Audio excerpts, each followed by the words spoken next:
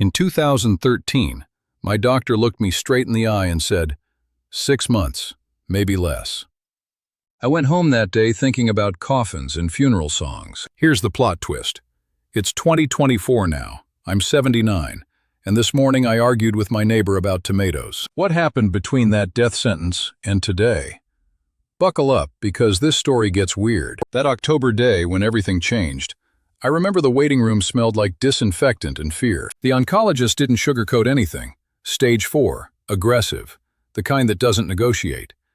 My first thought wasn't about dying, it was, well, at least I don't have to worry about my mortgage anymore. It's funny how your brain protects you with the most ridiculous thoughts when reality hits like a freight train. I called my daughter Sarah first. She dropped the phone and I heard it clatter on her kitchen floor. My son Mike went silent for 30 seconds, then asked if I needed money for treatment. That's when you discover who your real friends are. Some people vanish like morning mist. Others show up with casseroles and stay until midnight, not saying much, just being there. The chemotherapy decision was brutal. Poison yourself to kill the poison inside you. I chose to fight, not because I was brave, but because giving up felt like betraying everyone who loved me. Here's where the story gets strange. Preparing to die taught me how to live. I had this expensive china set, wedding gift from 1967, never used except for Christmas. One Tuesday morning I said screw it, pulled out the good plates, and ate my oatmeal like a king. Why was I saving the beautiful things for some mythical, perfect moment that never comes? I started wearing my father's watch every day, not just to church and funerals. Called my brother in Arizona. We hadn't talked in 3 years over some stupid argument. Turns out he'd been wanting to call me too, but pride is a stubborn, foolish thing. I apologized to my ex-wife for being a workaholic husband. She cried, then forgave me. Spent 40 years walking past the sunset from my kitchen window without really seeing it. Now I stop washing dishes just to watch the sky turn colors I don't have names for. My granddaughter Emma giggles like water bubbling over rocks. How did I miss that sound before? Arguments became impossible because when death is knocking, who cares who left the toilet seat up? My neighbor's dog barked at 6 a.m. every day for years. It used to make me furious.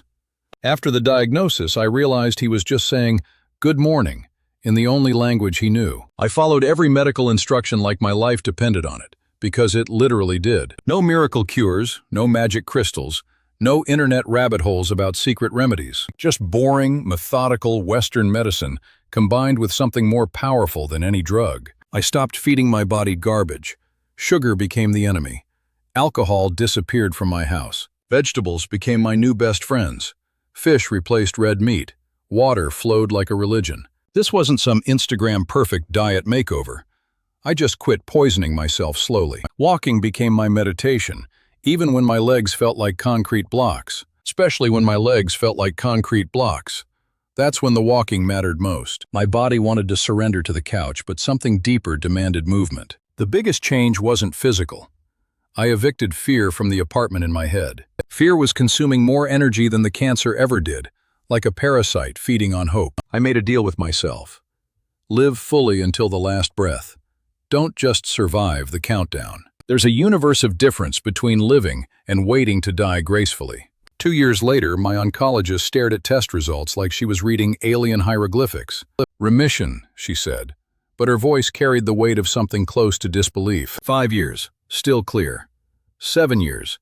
The cancer seemed like someone else's nightmare. Now it's been 11 years and I argue with grocery clerks about overripe bananas. My doctors call it a statistical anomaly, a rare victory against impossible odds. I call it the result of choosing to live instead of choosing to die slowly. Listen carefully. I'm not selling you positive thinking as cancer treatment.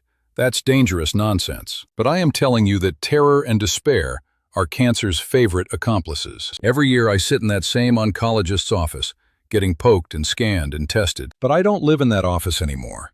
I live in my garden, my kitchen, my granddaughter's laughter. The diagnosis changed my relationship with time from taking it for granted to treating it like treasure. Every morning when I wake up, there's this split second of surprise. I'm still here. Not surviving, not enduring, not just hanging on. I'm still here. Fully present and alive. That 6-month death sentence taught me more about living than the previous 68 years combined. You don't need a terminal diagnosis to unlock this secret. You just need to stop pretending you're immortal.